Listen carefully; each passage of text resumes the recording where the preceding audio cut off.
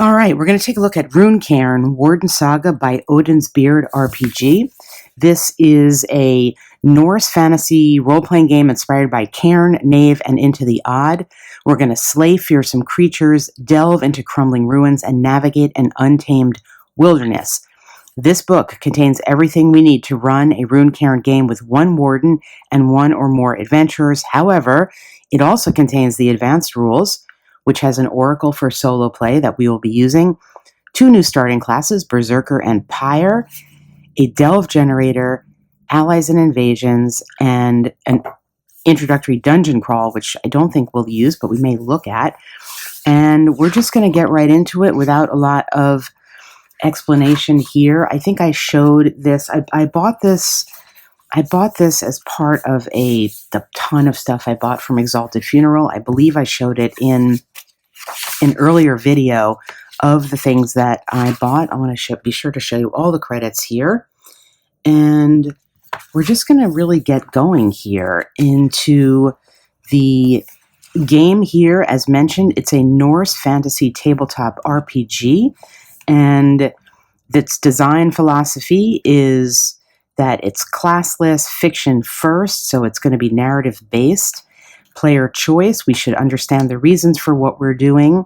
And there's a listing here of types of adventures that characters can expect to be doing, and I'm almost tempted to roll on that as a random table, but I was looking through, I haven't spent a ton of time looking through this, I'll say that as well. I think there is like a overall mission generator here, sort of, so we're not going to use this, but you could, I think there's 10 of these, so you could roll these up as a random table and have that be your overarching story. I don't think we're going to end up doing that, but I just point that out there. And we're just going to go straight to we'll look at the principles of the world here. There's various realms in the world, various gods and titans, and bonfires are always going to lead you to safety. There are secrets in this world, of course, and magic as well. And it says that it's inspired by the historical Viking Age, roughly the 8th to 11th century BCE. And yet these realms exist in a fantasy world, brimming with mythology and folklore, ever-changing and ever-evolving. So let's just get right to it. I'm going to follow as close as possible to what is outlined here. I will say in this book, as I said, this book contains the advanced rules. So in effect, what you get here is a book with the regular game and then the advanced rules, which contain the solo play and the delve generator and the cooperation aspect of it in the middle, and then the introductory adventure, which we may or may not use pieces of. But I am going to follow the adventure creation. However, I'm just going to make one adventurer, I think, and I'm going to choose that adventurer as one of these advanced classes because I think that might give me maybe a little bit more oomph, for lack of a better word, to play on my own. Nevertheless, we'll start with the actual character creation here, and the first thing they want us to do is to roll up a name for our character, so we're going to just follow along and take care of that and get going here. All right, I had to reorient this setup here. Let's go to the D100 character name table and give it a roll and see who are we? We are Hilda. Okay, cool. We're Hilda. Believe it or not, I had an aunt Hilda. She was actually a great aunt. It's okay. Yeah, that's okay. Don't worry about it. Well, I was sort of stopping. Yeah, that's okay. It's totally fine. My throat was, I had to clear my throat anyways. Okay, we are back. We've got character Hilda. She is, I don't need to roll on this physique to tell you that she is rugged and she is stout. And let's just, we're going to see what her virtues are, but let's see, what is her vice? Her vice is, she's nervous. Yeah, well, you know what? That's Aunt Hilda. So we've got We've got rugged and stout Hilda, but she is nervous. So there's something about her past, perhaps, that was a trauma or whatever. And now we're going to roll 3d6 in order for each ability we can swap to, and we will just make a note of our rolls. Let's come up with some great stuff. Ooh, that's a great roll. 12. That's going to be a 14. So we'll note that down. And could possibly be our strength. Or, again, we could switch. We got some nice rolls here. We got a 13, possibly on dexterity. All right, 8. That's a 10, and 10 on wits. And come on, ooh, another 13. I think I'm just going to keep this as is. So we've got strength 14, dexterity 13, wits 10, and spirit 13. All right, Hilda the Stout. We've got our starting stats. We're going to roll a d6 for our starting vigor score, which is going to be a 5. And self-determination, drive, and focus. Vitality, d6 on that. Ooh, 6. Nice. That's going to be how hale and hearty you are. That makes sense. The resilience is the sum of those, so we're going to get an 11 on that. That's pretty good. Starting class and key item. All right. So I think I said at the outset I'm going to consider making her a pyre. Let's go. In another life, you might have burned spirits from the dead, stoked the smithy's forge, or battled frost demons in the mountains. Your hands channeled the spark of life and the cleansing fire of death. Your magic is the oldest of all, furious and hungry. So it says, in combat you sear and scald your foes, madness dancing just behind your eyes. Your charred, plated leather marked both your calling and profession. All right, let's understand a little bit more about what Hilda the Stout can accomplish and do. She can basically marshal the power of fire to stave off attacks, so she can use her flame shield reaction with her fire grippers to manifest a fiery shield in her offhand to deflect an attack. She can channel magic to, in fact, ignite her own weapon in blazing fire and do double damage. She has a sear spell, which will emit a blazing stream of violent flame and burn the target. And she can also take her hammer, and she has the skill to bludgeon her opponent with damage advantage. And then the target needs to make a strength save or be knocked down for some fatigue. So those are her skills and spells. She is wearing some plated leather, giving her a defense of 1. And per the rules, she's starting out with 2 sips of mead, which will allow her to restore some of her resilience and clear some fatigue. Fatigue, as we recall, will be taken on in part if she casts a spell. The other thing she's carrying is this kindled bale, so she can create a bonfire for herself that will allow her to restore some resilience and basically rest. So that is Hilda the Stout. And now, before we get going, I think we're going to do a dungeon delve here for her. But before we get going to that, I want to talk about the solo play rules and just give you a sense of what is suggested here to work with the system, as well as what I will use. So there is a built-in system for an oracle here, and we're going to take a look at how it works. It's pretty clever. So the first thing that you do when it says if an outcome isn't immediately clear, ask a question of the oracle and roll 2d6 on the flavor or sorrow table. So if it's like a yes or no question, we rolled here a 3, which is going to give us a favor with a complication. That is the basic outcome of something like that. So it says an outcome of favor is broadly positive. A complication adds an extra obstacle. But if there's a more complicated question, there is something called reading the runes.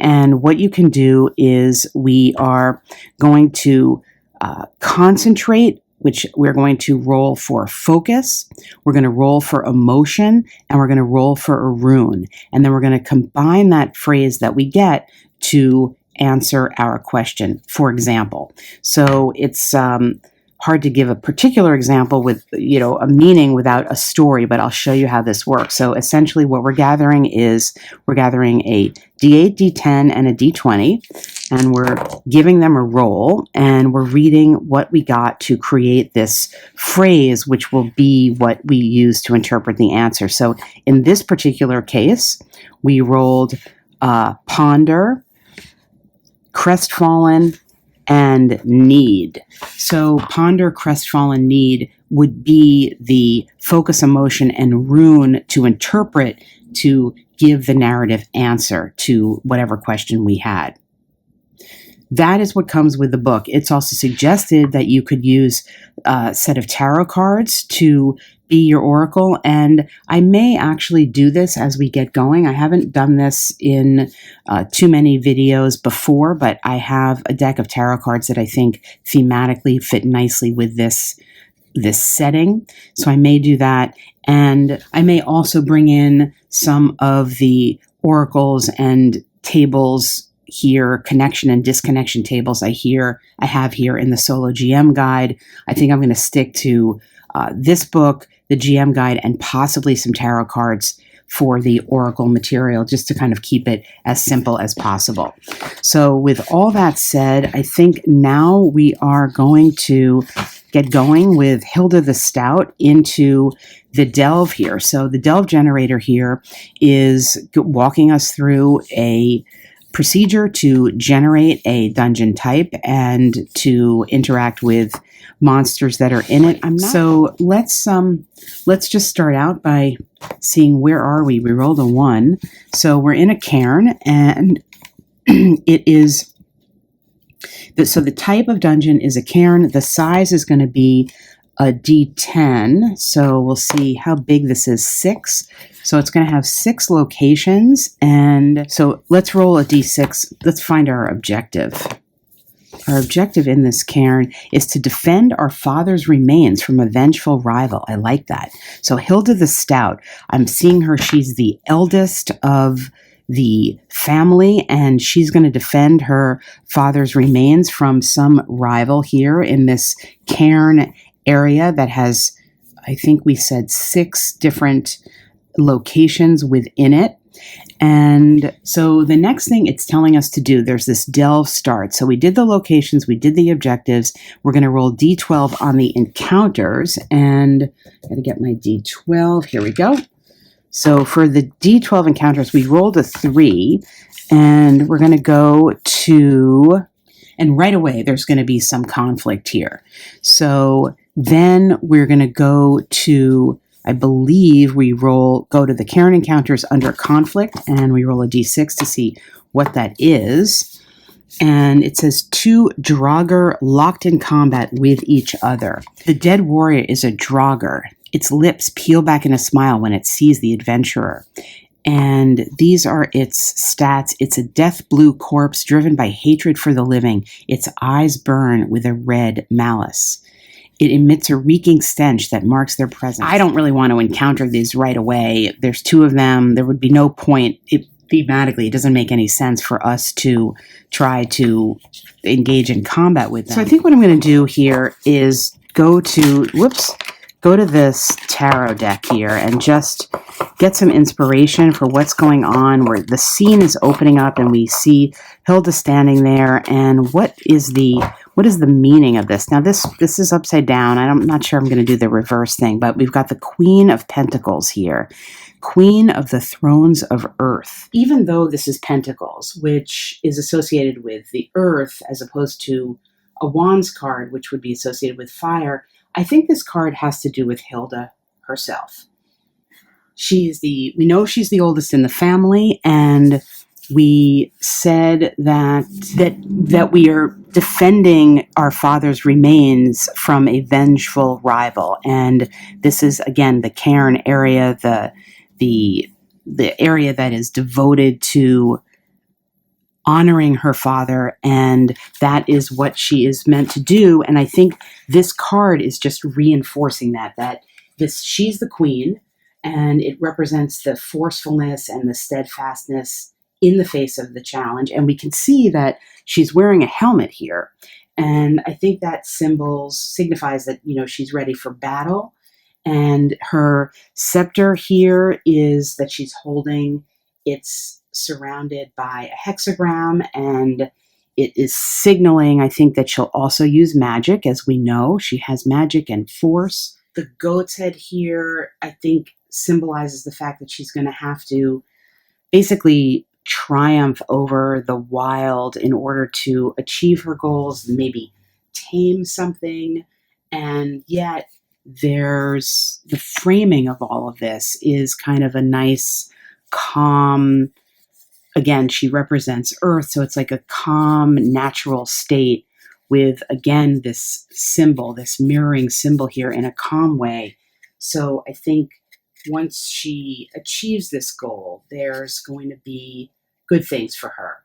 So overall, I think this queen gives like a sense of power, mastery over the world, and control. And I think it confirms for us that Hilda the Stout is the right woman for this job. So the question is, as she stands there looking at these two corpses that are driven by a hatred for the living, but they're fighting with each other.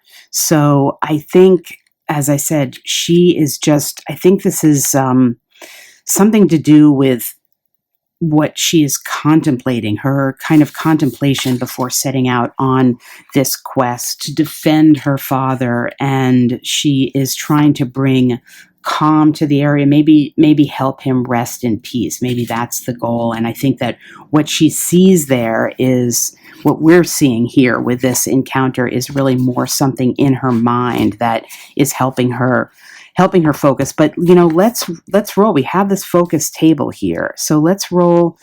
Let's just get a word of focus.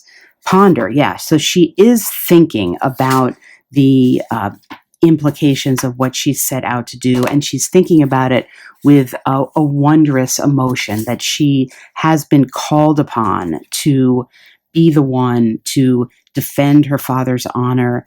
And I think that is how we will resolve this quote unquote encounter here in the first area of our cairn, of our dungeon area, that it is a contemplative situation. And the question here is our dungeon size down to 1? No, we're down to 5. So we're going to go back and we're going to roll on another encounter as we kind of move through this space. I'm not going to be drawing out the space per se, but narratively, we're moving through this area. And again, the concept of the cairn, of the memory of her father, is really where we are now with our story. And I think I've decided before we leave this space, I want to roll on. I do want to go to a table here of connection and disconnection, because I think I'm feeling like this could be a good theme for our story. So let's just roll. This is a 2d12 table, and let's just roll on this to kind of get like a parting. I gotta find another d12. Let's just leave this. Let's just leave this area by getting a parting sense of both connection and disconnection here. So we will go blue and yellow for connection and disconnection. We've got a 10 and an 8. So eerie and magnificent. And so that is going to, again, reconfirm this sense that it is going to be a journey for these next 5 encounters of our adventure, of something that is disconcerting her, yet filled with the majesty, the honor of defending her father, of protecting her father, of being able to lay him to rest, protected and calm from whatever it is that was either tormenting him in life or tormenting him in life and following him into the other realm. But all right, so now basically we're going to start to go through this procedure where we will roll for an encounter, and to do that we're going to get to a d12, and we'll, just for time's sake, we'll do a d6 as well. So we rolled a 10 and a 4. Now we actually got a conflict as opposed to the mistake I made earlier. So we go to here and we see, oh, it's a crouched Draugr glares at you from the corner. So maybe they're trying to send some kind of a message or something to us. Let's see. Let's just, I'm going to roll on this reaction table and see what the reaction I get is. 3. So it's talkative.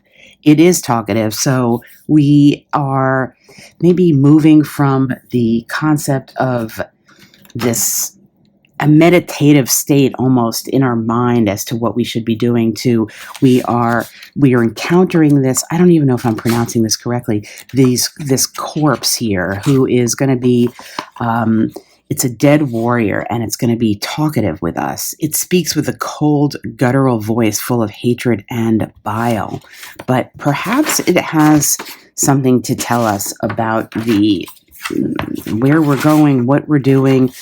Now is time to go to this rune generator here to get some of the concepts, focus, emotion, and rune. We're going to roll here and to see what we get, and we're going to do it this way. And so it's going to speak, and it is speaking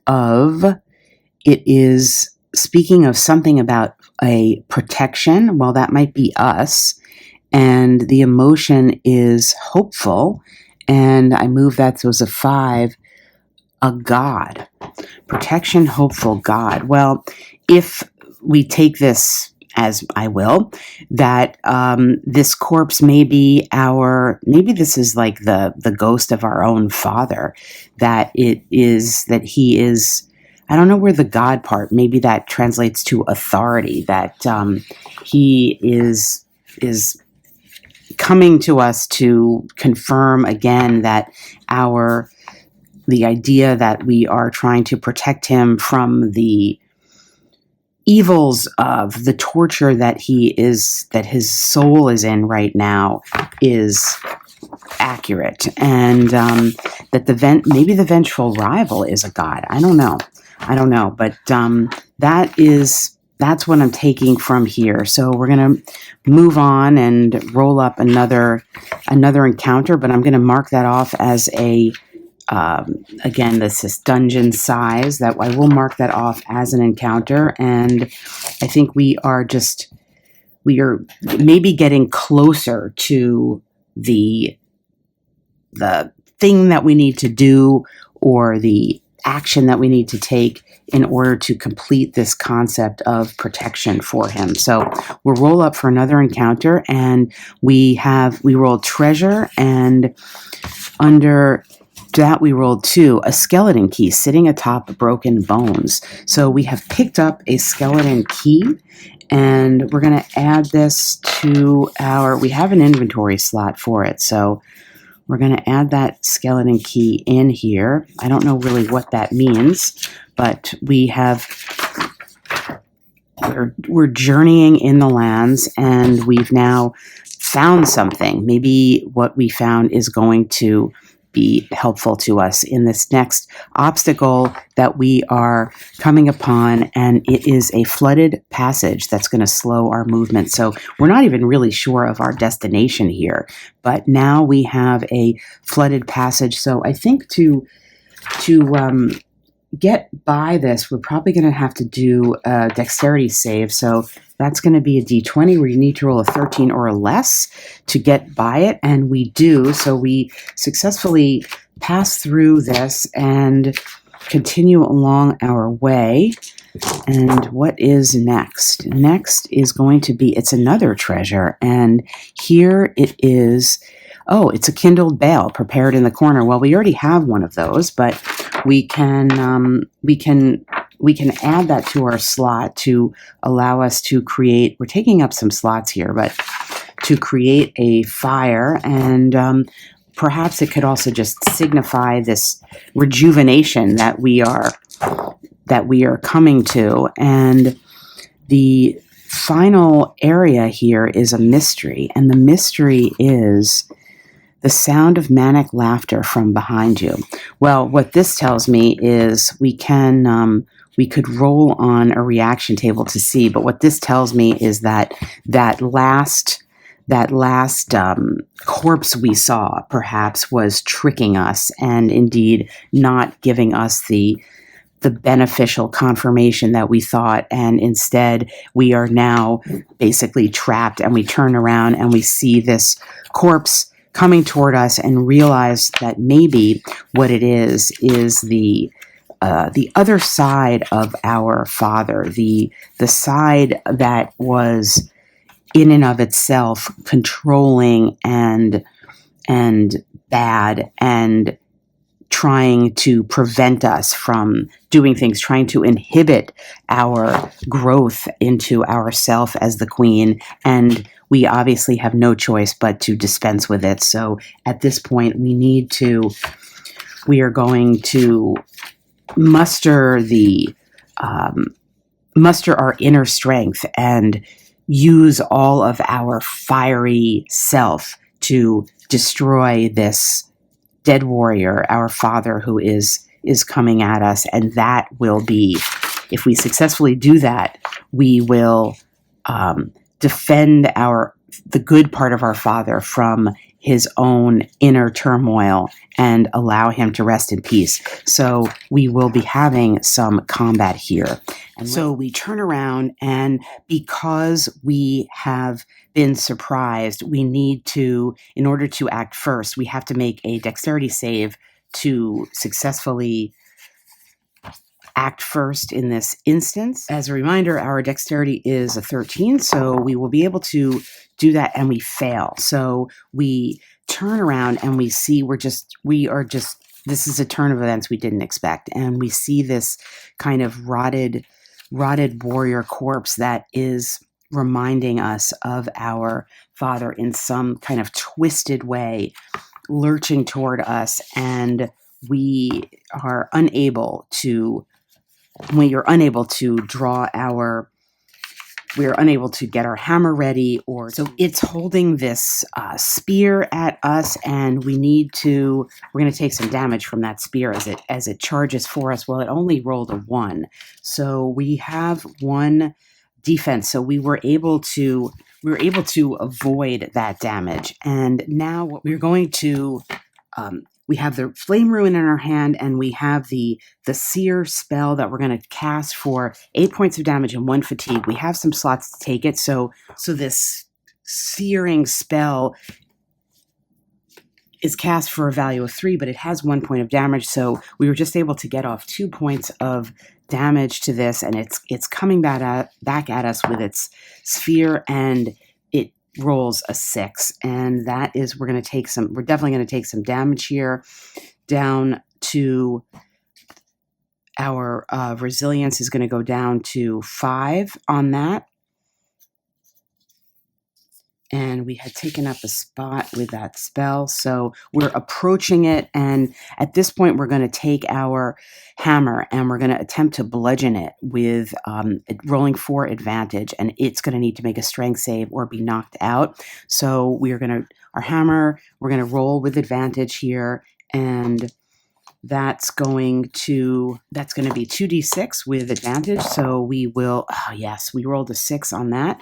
So we're going to choose that value. Again, it has the 1 defense, but we're still going to get off 5 points of damage. And at this point now, it is down to 2, 4, 5. It's got 1 remaining life point left, and it is going to be having to make a strength save or to be knocked down, and its strength is 11. So let's see, can it do that, or is it just going to be knocked down? And indeed, it does make a strong save on that. Now, I don't know if that rolling a 1 there, I'm not sure there's a specific benefit, but as we did roll a 1, I'm going to say that it rises. It's going to get off one more stabbing action at us to see if it can inflict any more harm, and what happens there. We'll say, well, you know what? We're going to say it does so at disadvantage. So forget that roll. We're going to say it does it at disadvantage. Well, that was worse. So it gets off 5. We're going to take 3 more. So our resilience really is down to 2 at this point. Yet it is clearly taking fatigue and it is knocked out. But we still need to. Now I think we have to take. I think using that skill. I think that gave us fatigue as well. I think we're getting low on slots here, but we do have the capacity one more time to draw upon our fiery self, and really anything we rolled here, because it's down to 1 point, anything we rolled except a 1 would be a success, and we have essentially reburned this corpse again, and it is just lying there in a pile of ash. And as we see the flames arise out of it, we see the form of the ugliness of our father just dissipate, and the all that is left is his good nature, and we have successfully defended his remains against this evil twin who was attacking him. And if we want some final resolution here, we come down to the dungeon size being 1, and there is a D6 resolution table that we can roll on to get some sort of suggestion of a narrative resolution. And let's do this here to see what happens. We rolled a 6, so actually we rolled a setback. So it's saying that we did not reach our objective, and we have the penalty of an additional challenge to overcome. So just when you thought it was the end, it's not the end. We have one more challenge to overcome here according to this resolution table. So we're going to go back to this roll for the encounters and see what we get here. And there's just more conflict ahead. In this case, whoops, I rolled the wrong thing. What is the further conflict? The further conflict is a shade stumbles from the darkness, arms reaching. So all of a sudden we're watching this putrid smoke go, watching this, what we think is the evilness just burning away, when out of the darkness comes this hollow, dead, devoid of humanity, a shadow of a person that was.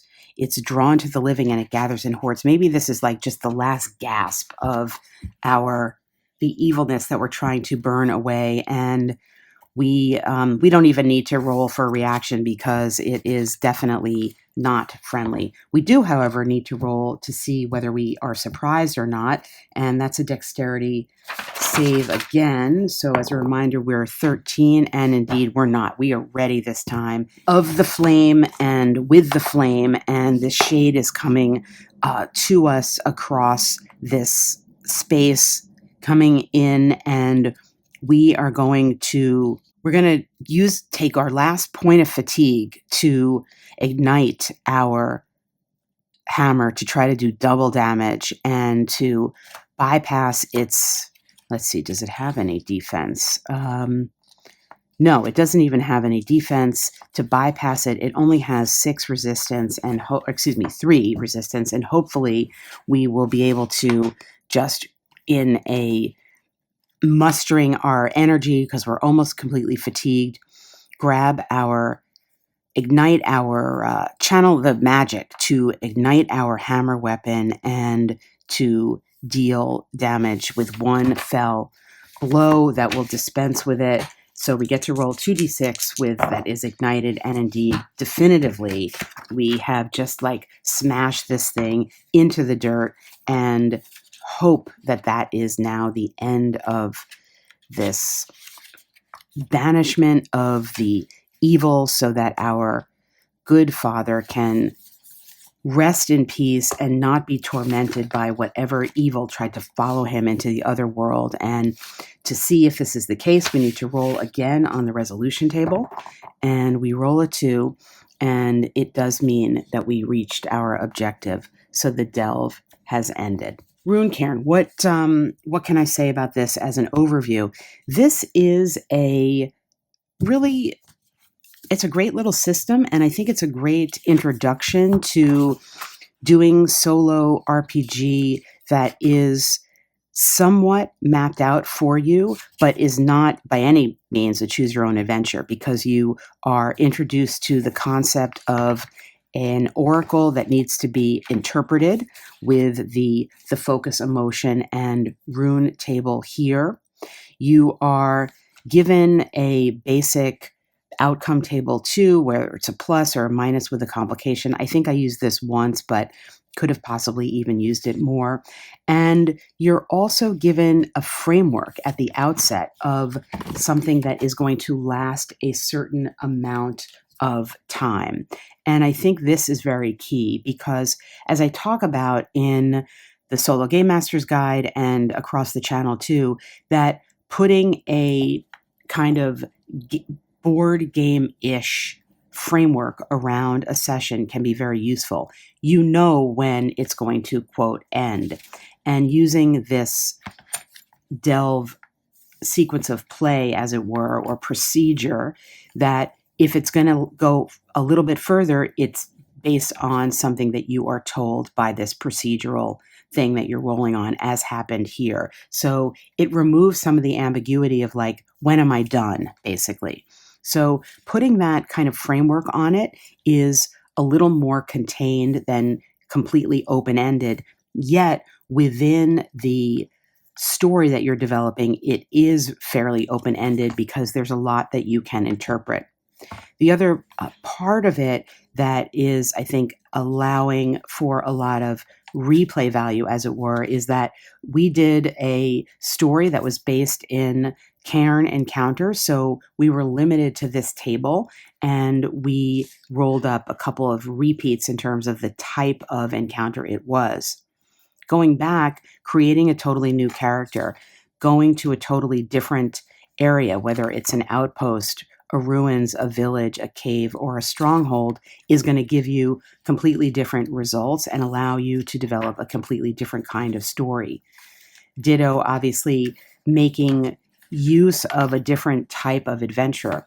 As it turned out in our story, when I decided to play this pyre, this fire character, we ended up in the story just at a scene at the end where there was like the sort of blazing evil remains were being burnt away, and we were igniting our hammer in a blaze of glory and really making use of the theme of who we were and what we were doing and what we were bringing to bear with the essence of ourself to complete the objective, which was to defend our father's remains from a vengeful rival. So it became like one set piece, and it made sense narratively as a story. One could take that and develop it further. For example, who is this rival? At one point, I rolled up something about a god, and I didn't really develop that more than saying that maybe that represented the power of our father, or the sense that you have as a child that your parent is godlike, and indeed they are in some real way of controlling your world.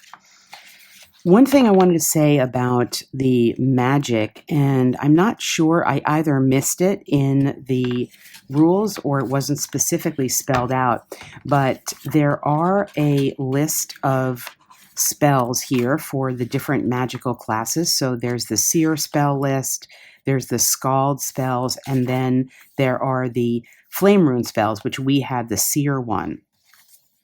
It's not clear to me how you can get more magic or use different spells aside from what you're being assigned. So that could be something that could be developed, and you could decide that you could do a search function. Well, I don't know that you'd have like a spell lying around, but you could somehow bring into the story a way of perhaps getting more spells or allowing your character to develop in that manner. In the way this sequence of play works, you keep going back to rolling on the encounters here. You never really go back to moving to a different location. So the concept of travel per se, this is a delve generator, and delve meaning you're in one place. Like it could be, say, a dungeon, or in this case, it could be in the village or in a cave. So I think one thing that I would think about trying to do is to incorporate a way to move locations even within the same story. Now, in this case, what I could simply say is my character Hilda, who has been successful in completing this, decides, she looks around at the area that she's standing in with this acrid smell of whatever is burning away, and she turns and she walks toward the village, and she's going to show up in the village, and in the village she's going to spend 4